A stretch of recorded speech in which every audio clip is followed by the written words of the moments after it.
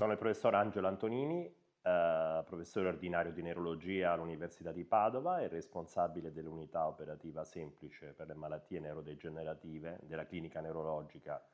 dell'azienda ospedale Università di Padova.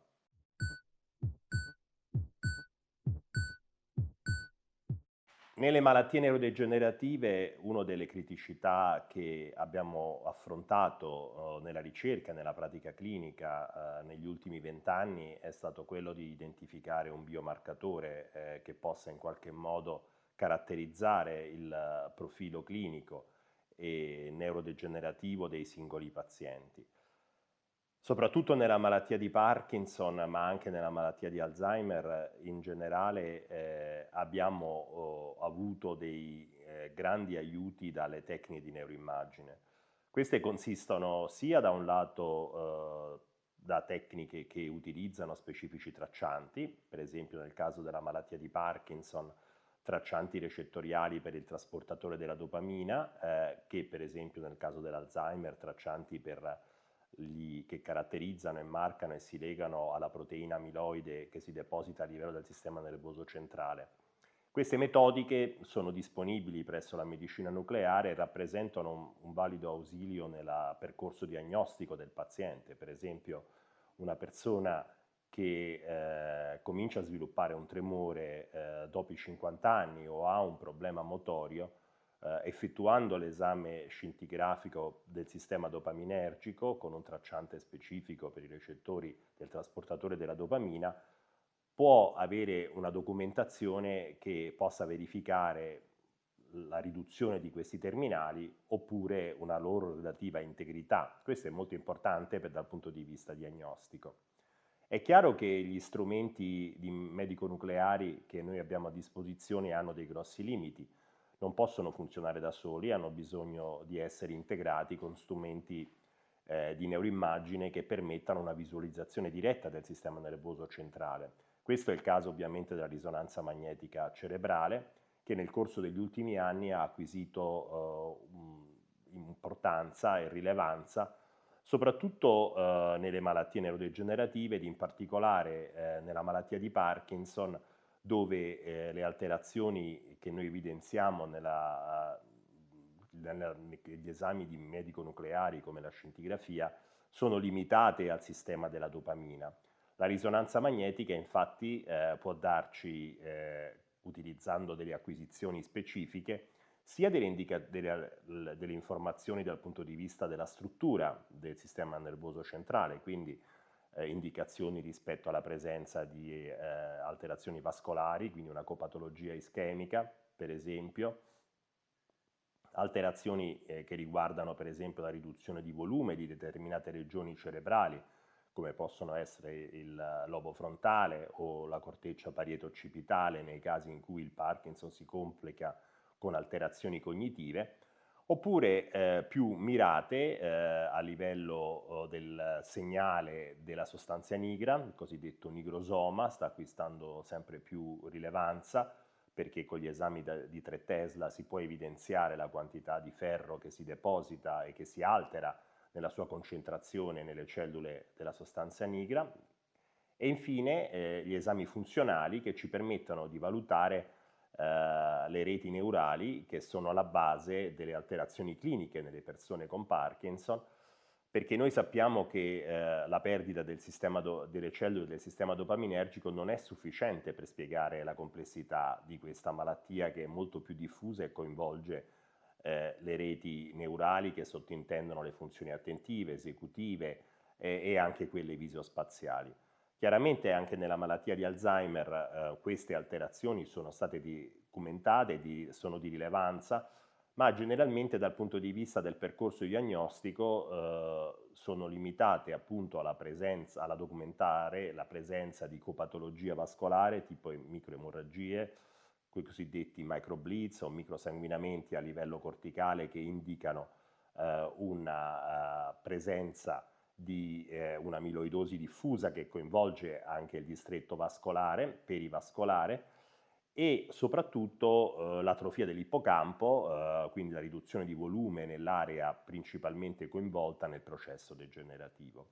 Quindi le tecniche di neuroimmagine rappresentano uno strumento importante, un ausilio importante che in molte occasioni ci permettono di identificare la patologia prima che i sintomi motori o cognitivi diventino clinicamente rilevanti.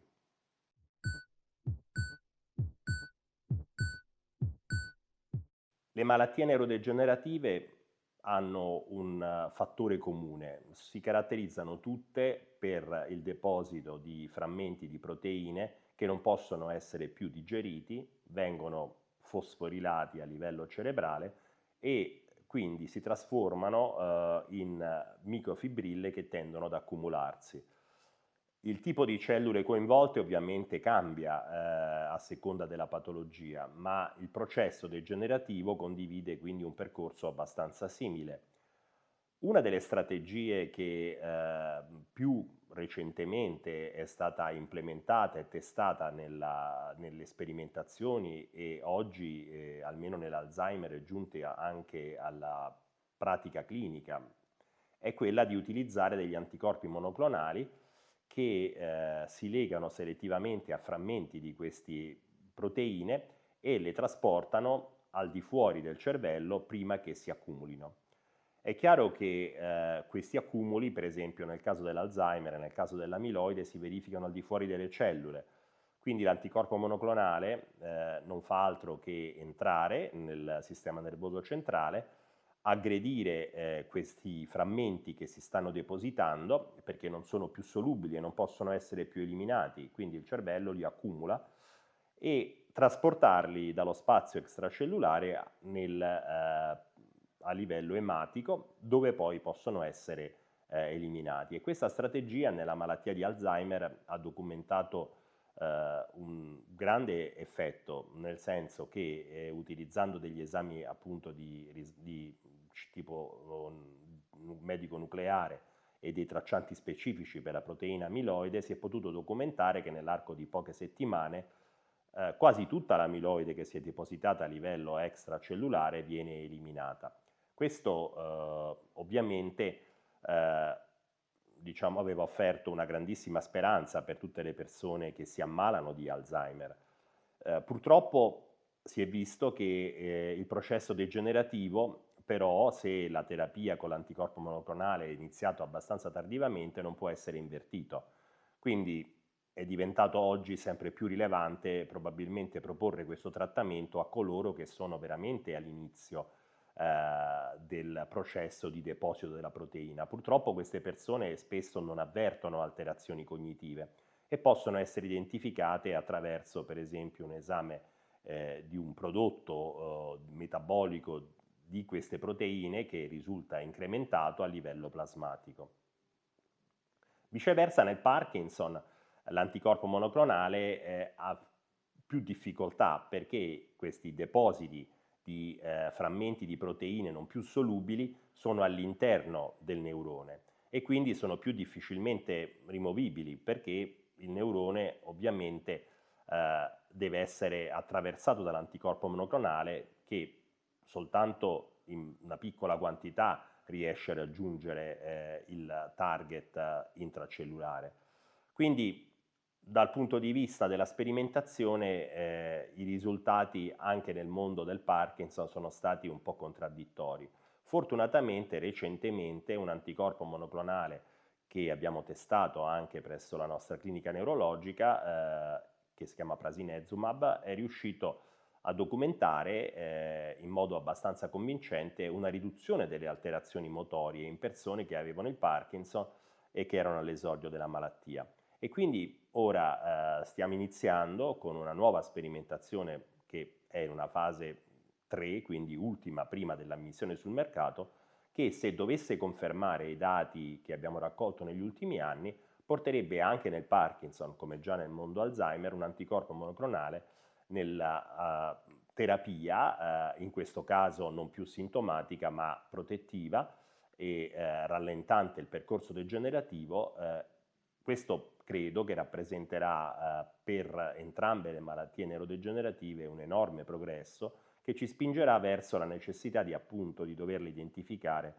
molto prima che i sintomi clinici diventino evidenti, perché chiaramente abbiamo imparato che il trattamento precoce e l'identificazione precoce sono l'unica possibilità che abbiamo per poter significativamente rallentare il processo di degenerazione delle cellule neurali.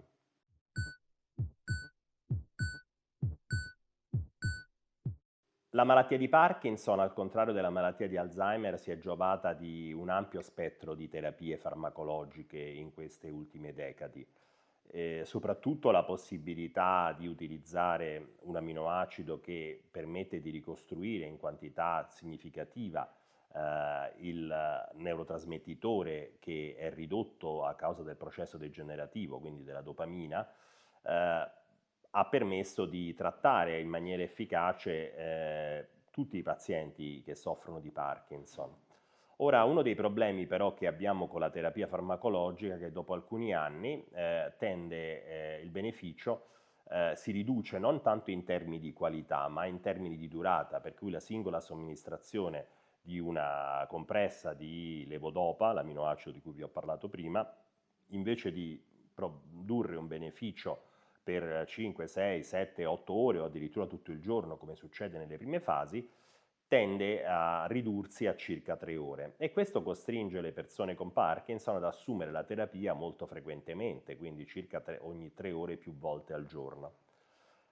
Questa condizione ha un impatto negativo nella qualità di vita e soprattutto ha un impatto negativo anche nel funzionamento quotidiano, perché non tutte le somministrazioni finiscono per essere ugualmente efficaci.